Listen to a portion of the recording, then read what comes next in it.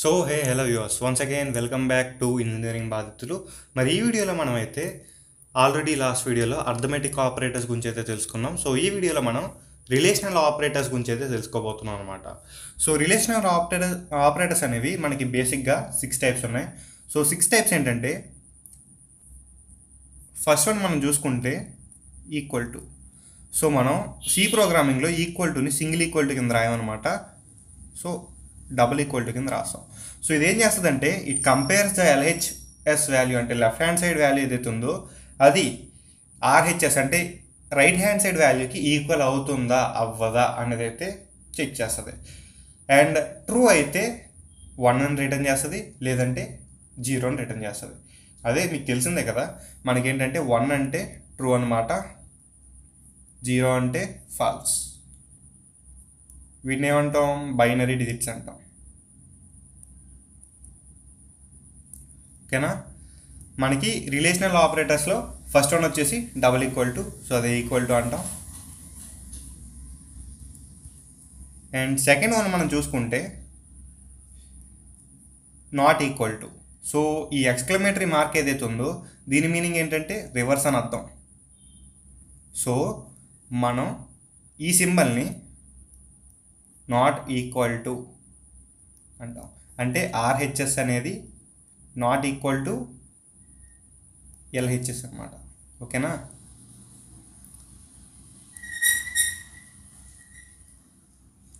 ఇక third one మనం చూసుకుంటే లెస్ దాన్.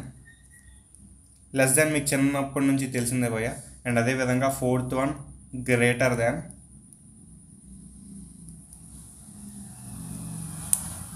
ఇది కూడా మీకు తెలిసిందే. అండ్ ఫిఫ్త్ వన్ వచ్చేసి less than or equal to. మనం జనరల్గా మ్యాథ్స్లో less than or equal to ఇలా కూడా రాసుకుంటాం, కానీ ప్రోగ్రామింగ్లో వచ్చేసి మాత్రం మనం ఇలాగే రాయాలన్నమాట. దీన్నే మనం less than or equal to అంటాం. అండ్ అదేవిధంగా 6th వన్ మనం చూసుకుంటే greater than or equal to.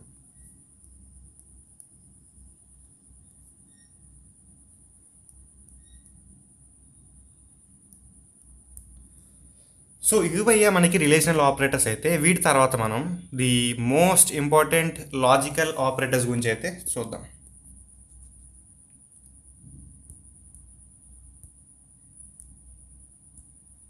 ఓకేనా? We're going to see about logical operators. Logical ఆపరేటర్స్లో మనకి బేసిక్గా 3 టైప్స్ అయితే ఉన్నాయన్నమాట. ఫస్ట్ వన్ వచ్చేసి లాజికల్ ఎండ్. దీని సింబల్ వచ్చేసి డబల్ యాంఫసెంట్ అనమాట. ఈ సింబల్ మనం యాంఫసెంట్ అని అంటాం. అండ్ డబల్ యాంఫసెంట్ వచ్చేసి లాజికల్ ఎండ్ యొక్క సింబల్. అండ్ సెకండ్ వన్ చూసుకుంటే లాజికల్ ఆర్. దీని సింబల్ వచ్చేసి డబల్ స్లాష్ అనుకోండి, స్లాష్ కాదు, లైక్ నిలువు గీత. సో అండ్ థర్డ్ వన్ వచ్చేసి మనకి ఎక్స్క్లమేటరీ మార్క్ అనమాట. దీన్నే మనం లాజికల్ నాట్ అని అయితే అంటాం. సో వీటి గురించి ఒకటొకటిగా మనమైతే ఎక్స్ప్లెయిన్ చేద్దాం.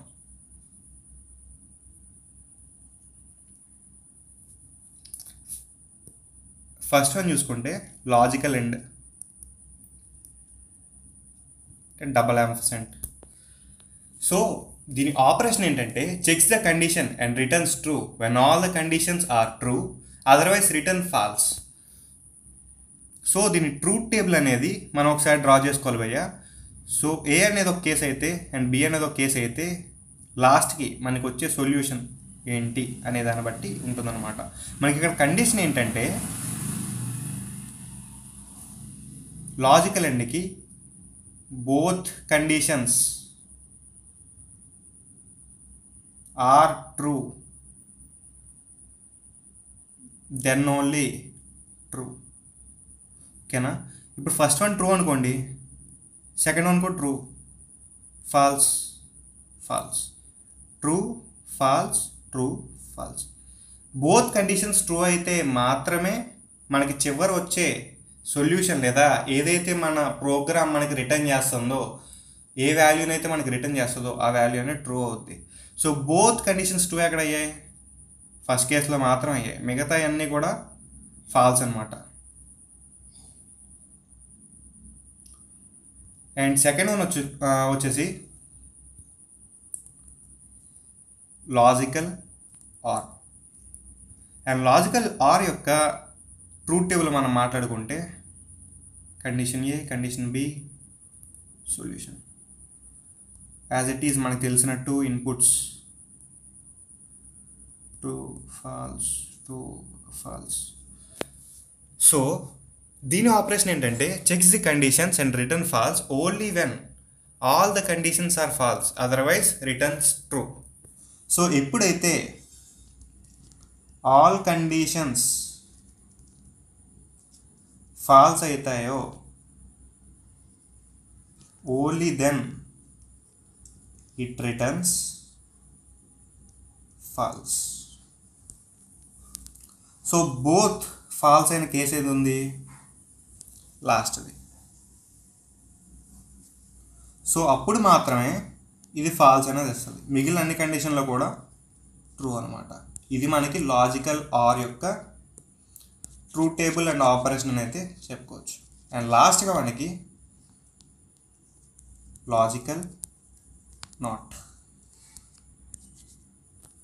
సో లాజికల్ నాట్ గురించి మనం మాట్లాడుకుంటే ఏ ఉందనుకోండి,